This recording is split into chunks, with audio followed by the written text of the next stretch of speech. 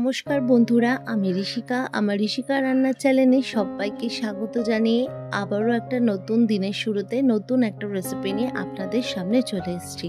বন্ধুরা, ঘরে থাকা কিছু উপকরণ দিয়ে যে এত সুন্দর একটা মিষ্টি বানানো যায়, যেটা আমি আপনাদের সাথে শেয়ার করেছি। বন্ধুরা, এই রেসিপিটা একবার হলেও আপনারা ট্রাই করবেন, তাহলে বাইরে থেকে আর এত দাম দিয়ে মিষ্টি কেনার কোনো দরকার নেই। বাড়িতে কোনো অতিথি এলেই আপনারা চটজলদি এই মিষ্টিটা বানিয়ে খাওয়াতে পারবেন।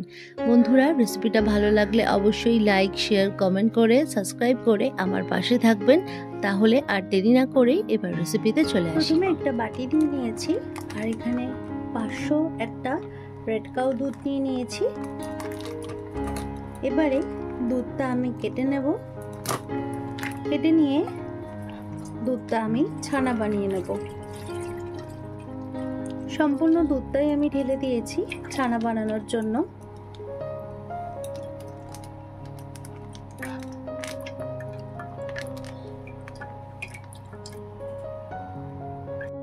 দুধটা জাল দিয়ে নেব। দুধটা ফুটে গেলে আস্তে আস্তে ভিনেগার দিয়ে দুধটাকে ছানা বানিয়ে নিতে হবে। যতক্ষণ না দুধটা ফোটে ততক্ষণ আস্তে করে নাড়াচাড়া করে নিতে হবে। নিয়ে দুধটা ছানা বানিয়ে নিতে হবে। বন্ধুরা, আস্তে আস্তে দুধটা ফুটে উঠবে। আপনারা চেষ্টা করবেন একটুখানি যেই দুধগুলো ফুল ক্রিম থাকে সেই দুধগুলো দিয়ে একটু মিষ্টিটা বানানোর চেষ্টা করবেন। আমি যেমন আজ রেড কাউ দিয়ে বানাচ্ছি, আপনারা রেড কাউ ছাড়া অন্য কোনো যে দুধগুলো যেগুলো একটু ক্রিমি ব্যাপারটা বেশি থাকে সেই দুধগুলো দিয়ে আপনারা মিষ্টি বানানোর চেষ্টা করবেন, তাহলে মিষ্টির টেস্টটা বেশি ভালো হবে। দুধটা ফুটে গেছে বন্ধুরা।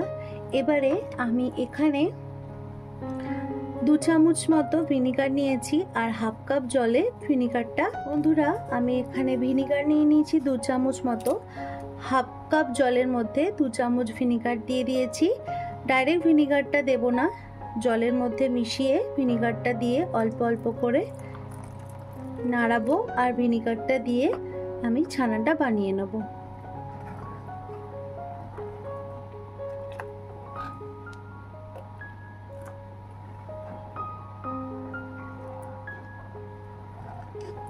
দেখতেই পাচ্ছেন ছানাটা খুব সুন্দরভাবে একদম কেটে যাচ্ছে। এভাবে পুরোটাই আমি ঝালভাবে ছানাটা বানিয়ে নেব।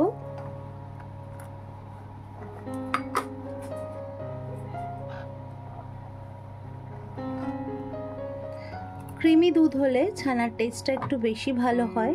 দেখুন কত সুন্দর লাগে, সেই জন্য আপনাদের আমি একটু ক্রিমি দুধ দিয়েই মিষ্টিটা বানাতে বলেছি। সম্পূর্ণ ছানাটা আমি ভালোভাবে ছেঁকে নেব। আমি এবার একটা মিক্সির জার নিয়ে নিয়েছি, এর মধ্যে দিয়ে দেব হাফ কাপ মতো চিনি, আর দিয়ে দেব 10 টাকার যে গুঁড়ো দুধের প্যাকেট আছে এর একটা প্যাকেট, আর এর আর একটা প্যাকেটের হাফ প্যাকেট মতো আমি গুঁড়ো দুধ দিয়েছি, সেটা দিয়ে দেব।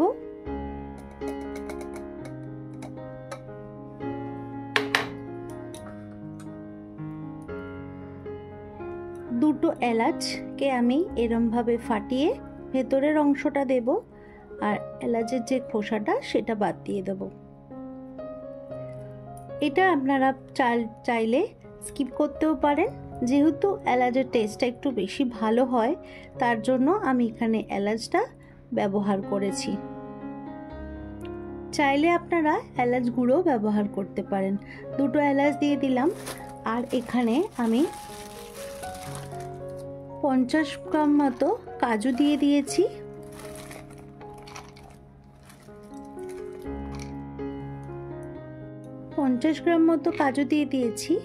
আর এখানে যে ছানাটা আমি করে রেখেছিলাম, ছানার মধ্যে একটুও জল নেই, সেরকম হিসাবে ছানাটাকে আমি এভাবে জল ঝরিয়ে নিয়েছি। এই ছানার বদলে আপনারা পনিরও ব্যবহার করতে পারেন। পুরো ছানাটাই এখানে নিয়ে নেব। এবারে সমস্তটা ভালোভাবে পেস্ট করে নেব। সমস্ত উপকরণগুলো দিয়ে দিয়েছি, আর এর মধ্যে আমি 1 কাপ মতো তরল দুধ দিয়ে ভালোভাবে মিক্সিটা পেস্ট করে নেব। সমস্ত উপকরণগুলো ভালোভাবে পেস্ট করব, এখানে কোনো জলের ব্যবহার করব না, তরল দুধ দিয়ে এটা ভালোভাবে মিক্সি করে নেব। মিক্সিটা আমি সম্পূর্ণ এবার রেডি করে নিয়েছি। আর এখানে একটা ফ্রাই প্যান বসিয়ে দিয়েছি, ফ্রাই প্যানটা গরম করতে বসিয়ে দিয়েছি। ফ্রাই প্যানটা প্রায় গরম হয়ে গেছে। এবারে আমি সম্পূর্ণ মিশ্রণটা এর মধ্যে দিয়ে দেব। গ্যাসের ফ্লেমটা অবশ্য করেই লো করে রাখবেন বন্ধুরা, আর অনবরত নাড়াচাড়া করে নেবেন। যেহেতু কোনো জল ব্যবহার করব না, মিক্সিতে অনেকটা পরিমাণে রয়ে গেছিল, সেটা আবারও একটু দুধ দিয়ে আমি এই মিশ্রণটা পুরোটা ঢেলে দেব। দিয়ে অনবরত নাড়াচাড়া করে নেব।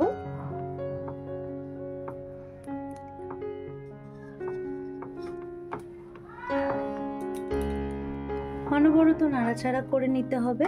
যেহেতু কাজু বাদাম আর গুঁড়ো দুধ আছে, তাড়াতাড়ি এটা ঘন হয়ে যাবে, সেই জন্য অনবরত এটা নাড়াচাড়া করে যেতে হবে, না হলে তলায় লেগে যাবে।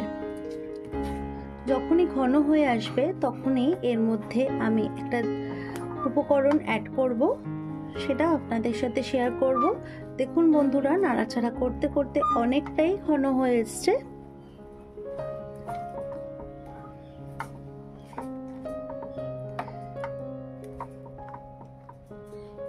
দেখুন বন্ধুরা, একদম সম্পূর্ণ এটা ঘন হয়ে গেছে। এবারে এর মধ্যে 1 চামচ মতো ঘি দিয়ে দেব, দিয়ে এটা আবারও নাড়াচাড়া করে নেব। ঘি দিলে এটার টেস্টটা আরও বেশি ভালো হবে, তার জন্য এর মধ্যে আমি 1 চামচ মতো ঘি দিলাম। ঘি দিয়ে ভালোভাবে নাড়াচাড়া করে নেব।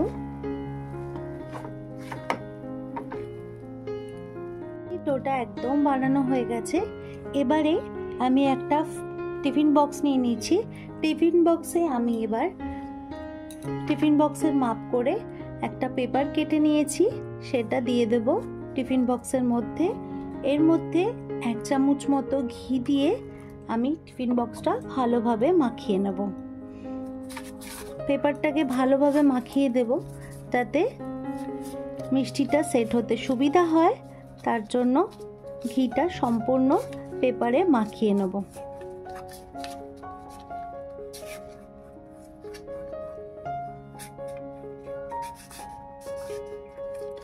যাতে মিষ্টিটা খুব সহজেই উঠে যেতে পারে, সেই জন্য আমি পেপারের মধ্যে একটা ঘি মাখিয়ে নিলাম, একটুখানি ঘি নিয়ে। এবারে সম্পূর্ণ মিষ্টির এই ডোটা এর মধ্যে দিয়ে দেব। নিয়ে নিয়েছি কেশরের দানা, সেটা দিয়ে দেব।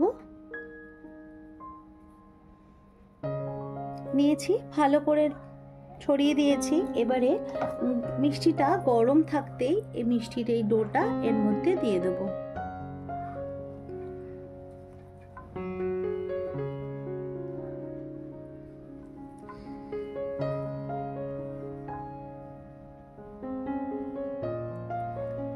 চারিদিকে ছড়িয়ে দেব ভালোভাবে সেট হওয়ার জন্য। একটা চামচ দিয়ে ভালোভাবে সেট করে নেব মিষ্টিটা, এরকম ভাবে চারিদিকে ছড়িয়ে নেব।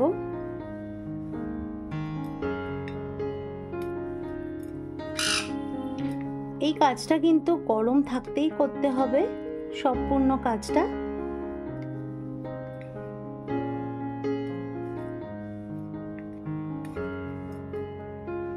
বন্ধুরা, খুব ঘরোয়া উপকরণ দিয়ে আজকে আমি এই মিষ্টি রেসিপিটা আপনাদের সাথে শেয়ার করলাম।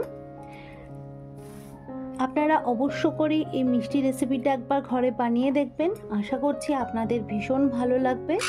খুব ঘরোয়া উপকরণ দিয়েই একটা সুন্দর রেসিপি রেডি হয়ে যায়। তো বন্ধুরা, এবারে এই মিষ্টিটা আমি প্রায় 1 ঘন্টার জন্য ফ্রিজে রেখে দেব।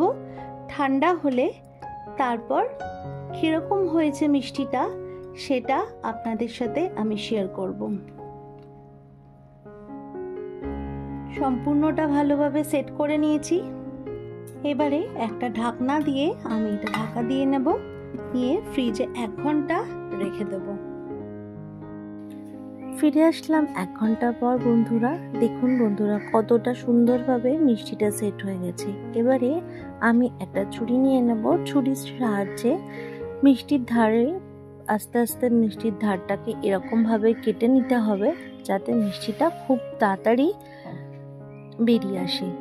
তো বন্ধুরা এবারে আমি একটা প্লেট নিয়ে নিয়েছি, প্লেটটা টিফিন বক্সের ওপর উল্টে দেবো, দিয়ে টিফিন বক্সটা প্লেটের ওপর উল্টে দেবো, দিয়ে তারপর মিষ্টিটা দেখুন কত সহজভাবে মিষ্টিটা বেরিয়ে এলো, কত সুন্দর লাগছে মিষ্টিটা দেখতে। ঘরোয়া কিছু উপকরণ দিয়ে এত সুন্দর যে মিষ্টি বানানো যায় ঘরে, আপনারা এই রেসিপিটা না বানালে বিশ্বাসই করবেন না। বন্ধুরা কোনো অকেশন এলেই আপনারা আপনাদের অতিথিদের অবশ্যই এটা বানিয়ে খাওয়াবেন। আর আমার রেসিপিটা যদি অবশ্যই ভালো লাগে, লাইক করবেন, শেয়ার করবেন, কমেন্ট করবেন আর সাবস্ক্রাইব করে আমার পাশে থাকবেন।